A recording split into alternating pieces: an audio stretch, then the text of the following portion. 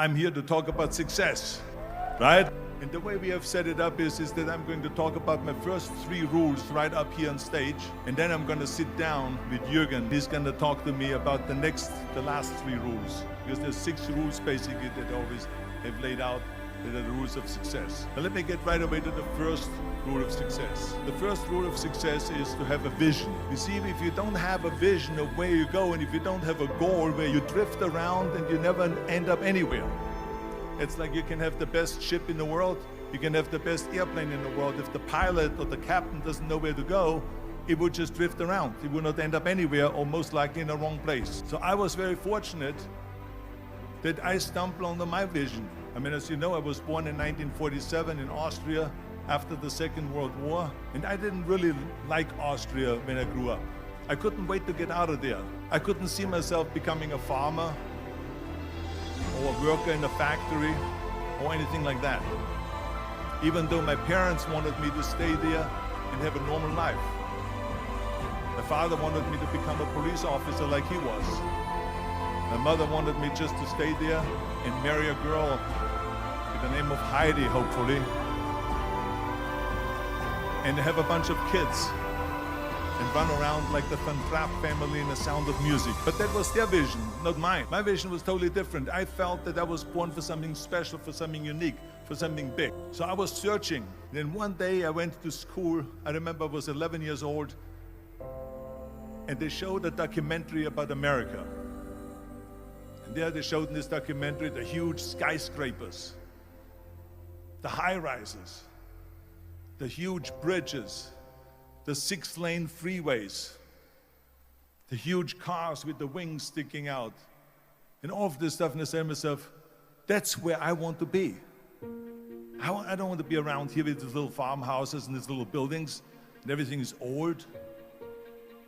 I want to be in America. But now the question was just, how do you get to America? In those days, it was a very expensive trip. It's not like today. So again, I was very fortunate that one day after school I walked by a store in Graz, which was called Brühl. And it was the only store that really sold kind of American stuff. So one day they had jeans there, American jeans.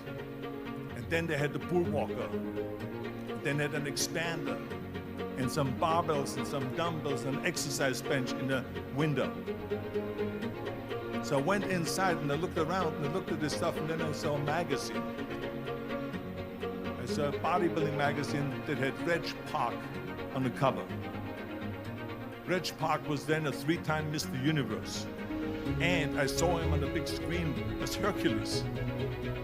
And on the cover it said, how Reg Park, Mr. Universe, became the Hercules star. That's what the cover story was all about. So I looked at the cover and I said to myself, I got to get this magazine. So I bought the magazine, I took it home and I read it over and over from the front page to the back. It had everything in there, how he trained, how he was working out in Leeds, England, in a factory town, how he worked out every day for 3-4 hours and became the strongest man of Europe, and how he won Mr. Europe and Mr. Great Britain, and then eventually Mr. Universe. And how he won the 2nd Mr. Universe and the 3rd Mr. Universe. And how he was discovered to play the starring role in Hercules. I read that and I said to myself, wow, this is the blueprint for my life. This is exactly what I want to do. I want to become a bodybuilding champion just like Reg Park. I want to get into movies just like Reg Park. And I want to make millions of dollars and be rich and famous just like Reg Park.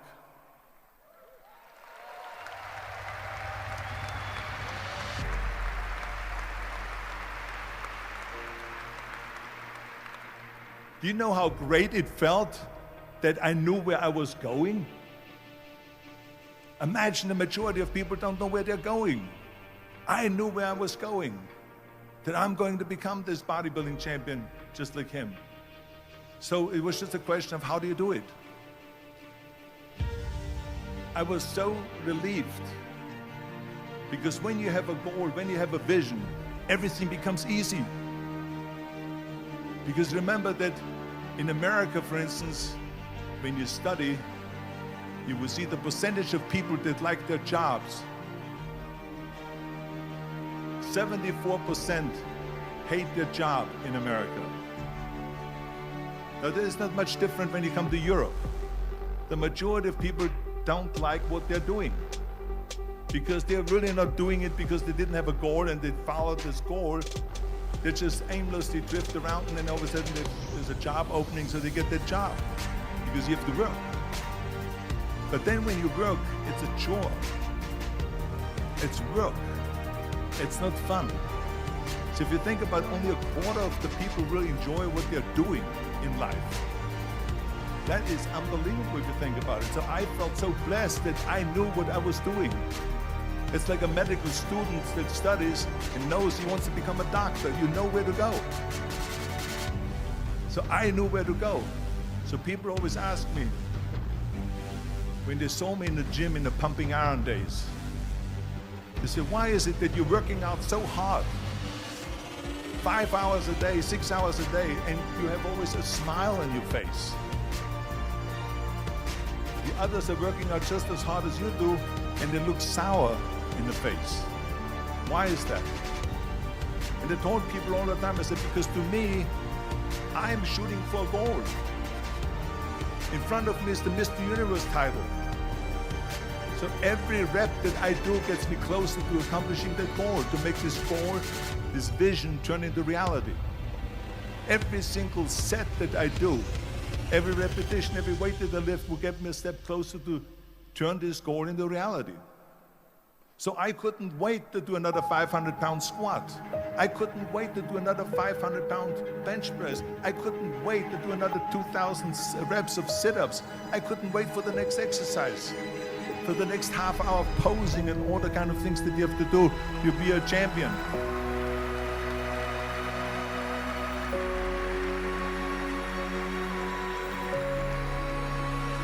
I felt so great knowing where I was going, and I tell you, it worked.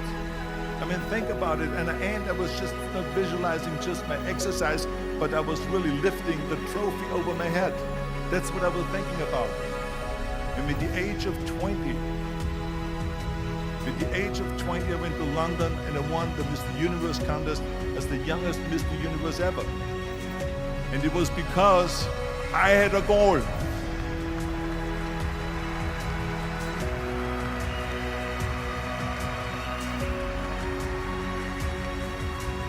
And this is no different than anything else, what I'm talking about. This is not just about bodybuilding. It was the same in acting. I remember when I was doing Conan the Barbarian. I was crawling on a rock with a sword in my arm, crawling on all four. And of course, being that it's Conan, I didn't have clothes on or anything like that, right? So I was kind of, my knees were bare, my elbows were bare and everything else. I'm crawling on the rocks. So after 10 takes, my elbows were bleeding and my knees were bleeding.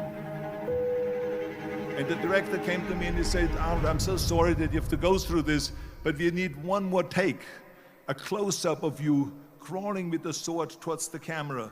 Can you handle one more take? And I said to him, I don't know what you're talking about. He says, I'm totally fine.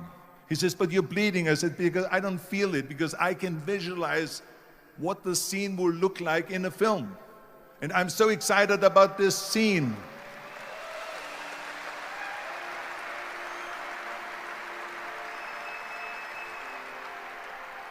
I was visualizing crawling up behind Thulsa Doom, which was played by James Earl Jones. Crawling up behind Thulsa Doom with the sword slowly, and then rising up behind him and whack, cutting his head off. And the head spins in the air, slowly with blood all over the place, and slowly falls down the steps and rolls down the steps. And his body slowly falls sideways. That was what I was visualizing, and that was very important because he, in the movie, killed my parents, killed Conan's parents. And that was revenge. And he always said that flesh is stronger than steel. And I wanted to prove to him that no, steel is stronger than flesh. And so I had this in my mind. And so this is why it didn't matter if I had to do another 50 takes or 100 takes, no matter how much I bleed on my elbows or my knees. I saw that vision of the perfect scene, and it was an important scene, and I would do it over and over again until we got it.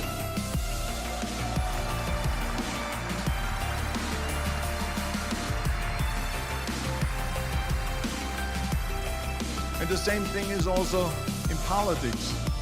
I remember that in politics, I had a very clear vision that I will be the leader of California. That's as far as I could go because I was not born in America, so I could not run for president. So being the governor of the fifth largest state, I should say the largest state, the fifth largest economy in the world, was for me really the ultimate title, the ultimate accomplishment in politics. So even though people came up to me and says, why don't you go and run for something smaller, you're never gonna make it. I ran for governor, and then 2 months later I became governor of the state of California. Again, because I had a very clear vision what I'm gonna do with California. Be successful in the movies. How are you gonna be successful in the movies without having an audience? The only one that makes you successful in the movies is the people that go to see the movie. So how can you say to your self-made man when you need millions and millions and millions of people all over the world to go and see your movie, so people, then the press looks at it and says, this guy has a big box office success. It's the people, it's you.